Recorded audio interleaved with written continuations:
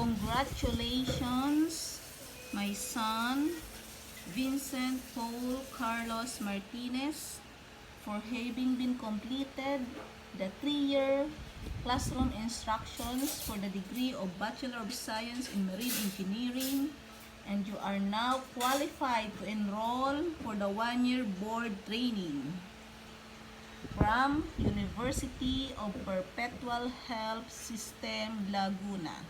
Congratulations, Nak!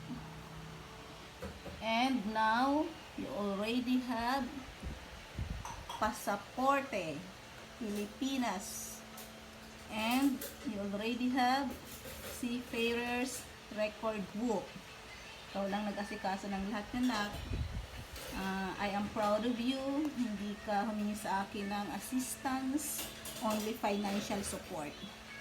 You also have this one, Maritime Industry Authority. Talagang inasikaso mo ng mga kailangan mo. And you completed the trainings, various kind of trainings. Congrats, Nak! Ingat sa iyong pag-training.